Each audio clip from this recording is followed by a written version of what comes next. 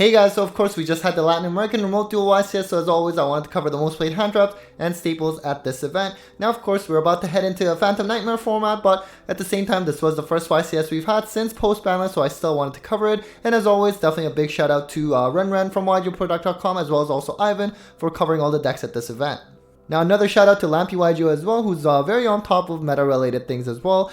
So this is the pie chart he created for this Latin American Remote Duel YCS top 32. Labrynth was actually the most represented in this pie chart, which is kind of interesting because if you saw my recent regional level breakdowns, Labrynth was more so around like 5th. So kind of interesting to see the difference there. For this particular video, we have 31 of the 32 deck lists available to for analysis. So we were missing like one Fire King list, but again, a big thanks to Ren from YGProduct.com, as well as Ivan for being on top of these things. And then finally, before we continue, another shout out to Rafael, of course, who won this entire event with tier limits. So he does have a YouTube channel called YGO. You can definitely go check that out. I'll have all the links down below. We've been following each other for several years now, and you know, it's been really cool to see each other grow. Anyways, in terms of the hand traps general trends for this event, the median number was 9 for the main deck, which is actually about the same as when I did it a few weeks ago, first weekend worth of regionals post ban list. And in the side deck, it was about median number was 6, which again was the same as a few weeks ago. So really, I guess maybe not too surprising that not much has changed. Now keep in mind, if you watch my 2023 kind of breakdown and review, median number of 9 is still kind of on the higher end. So it is technically, I guess you could call it, you know, quote unquote hand trap format. Although at the same time, you know, there's still a decent amount of board breakers too. Median number going up to 5 in the main from the 3 that we saw in the first weekend worth of regionals, and in the side went up a little bit as well, at least for this event, median number of 6 compared to 5. So let's just cover the most played hand traps among the topping deck lists that were available. We actually have a tie for first place, and that is Ashe and Droll. Ashe, for the most part, you would expect this to be first. It's the most generic. You know, it's really good against, like, let's say Rescues, which is like really the most represented deck, at least from a regional level standpoint. You still have Labrynth, of course, as you saw in this YCS. Ashe and Bell go hard against that. And if you saw my regional level breakdowns, there's been a pretty big rise in branded Despia lately, and of course Ashe is very, very strong against branded fusion. Droll, on the other hand, has also been pretty popular the last few months. You know, Mannadium didn't get hit on the ban list for some reason, so this is kind of like primarily for that. But you know, against other decks, like let's say even Chimera has been rising again, and as long as they don't have Shifter, Droll can be pretty good against them as well. And just other decks, even like Rescues, Droll can still hit them as well. So you know, anytime you're in like a Droll heavy format, I'm not really the most big fan of that because, you know, it's kind of scary when you have decks like Mannadium where they go first and you don't have Droll. Like those kind of decks, it's really, really hard to beat going second. And then we have another tie, which Imperm and Bell, we kind of just talked about. Bell, of course, is very good against Labrynth with big welcome. But you know what? Against Fire King, they do tend to kind of come back from the grave. So Bell is going to be pretty good against Chimera. Obviously, not really much grave action going on there. Against Floowandereeze, you can say the same, other than maybe like you can stop the street with it, I guess. But it's not really good. As I mentioned, there's been an increase in branded. So Bell can be good. Sometimes it's really hit or miss. It depends on if they have branded loss or not, essentially. But yeah, you know what? It's still pretty strong and definitely here to stay.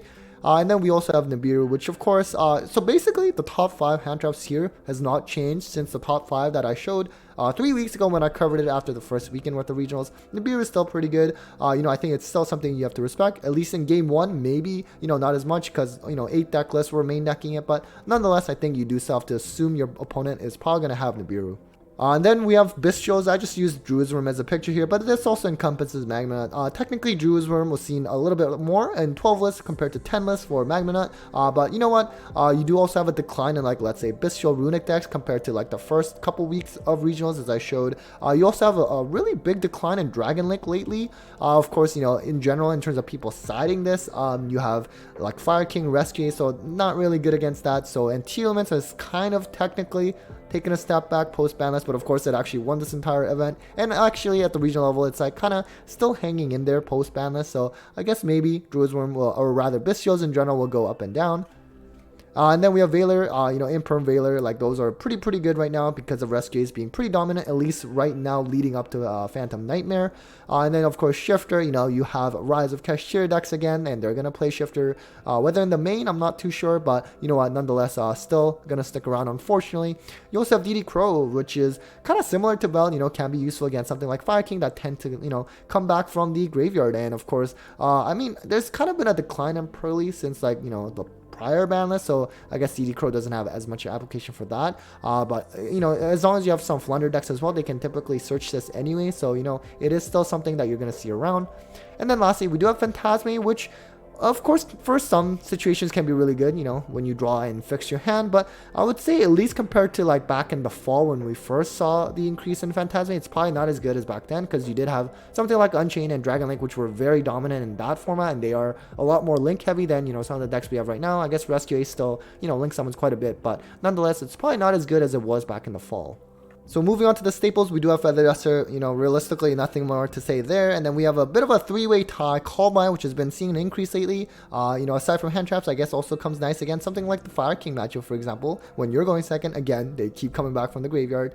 Cosmic's also been good. Against Fire King, you know, either the field spell or let's say their continuous spell that allows them to Exceed Summon, which, to be honest with you, in my experience facing against them, I find that line of play doesn't happen all that much in terms of Exceed summoning, but you know what, it's there. Against Labrynth, you know, being able to banish their traps always nice, so they can't just keep recurring it. And then Lightning Storm, you know, against something like, let's say, Rescue Ace, you do have set 4 to kind of go through, so always just being able to clear boards is really nice to have. You also have Evenly Match, which saw a bit of a very brief, huge decline in play like a month ago, maybe partly with, you know, SP playing things around a little better around Evenly, but at the same time, you know, it's been coming back lately. It's still pretty strong, I suppose. It's a generic board wide, probably the best one among that, and so definitely still respect it. And then we have another tie in talents and Cashier Fenrir. Fenrir I was a little hesitant including now that we have a lot of rise of Cashier decks again, which they're obviously playing Fenrir as part of like an engine kind of thing. Whereas I'm more so interested in decks that are, you know, outside of Cashier decks that are playing Fenrir, because it's a pretty good staple to have. But nonetheless, still pretty strong. Talents, again, really good as well. Not really seeing much hand-in-hand play with Thrust anymore though compared to before. And then another tie between some couple quick play spells and Droplets and Super Poly. Droplets is something that, of course, in 2023 didn't see that much play, mainly because, you know, Arise Heart kind of dominated the format. But you know what, even with Arise Heart getting banned, it didn't see that much play since. Usually you're seeing this in, like, especially decks like, let's say, you know, Phantom Knight or Orcus that really benefit from cards hitting the grave. This is pretty good there. And then even like Runic decks tend to play Droplets, I find. And Super Poly, aside from like kind of like branded level decks, it's also been pretty popular lately, especially with, you know, Fire King, Rescue Ace. They do have things you can Super Poly things away. So, and then we had Crosshat. Originally I thought maybe this is probably mostly like Mannadium lists or something, but you know, we did only have a couple Mannadium lists that topped. You were seeing actually this in a variety of different decks, even like Rescue Ace, Fire King. I'm sure Rescue Ace wants to avoid Imperm Veiler, but I'm sure with those decks especially, you know, you do have a lot of mirror matches you're probably expecting, and Crosshat can be really devastating in the mirror as well. And then some generic extra deck staple monsters, the most common ones, really honestly hasn't changed that much since the last time. SP, unfortunately, you know, seen in almost every single deck list, which I'm sure is discouraging for a lot of you out there, because, you know, it is quite expensive and for some reason it's gone up even more. So that is a little bit hard to see. You know, Typhon is also very good, and some generic Link 2s like Dark and IP is very strong, and Zeus has made a comeback as well. Last time Access Code was in this slot as well, but you know, Zeus, Typhon, those generic XCs monsters are pretty strong right now. And then in terms of tech choices, there really wasn't many this time around. I just could only really find one, which was this Dark Barrier statue, which I saw in 2 Labrynth lists that were playing it. Originally, I was like, so how does this work? And then I saw that Squiddy recently posted a video on this. So basically, it looks like they summoned off Ariane, which is kind of cool to see. And speaking of Squiddy, definitely go check out his channel out. I really think that he's going to become a really big channel in the near future. Really good meta-related content. I'll have all those links down below as well.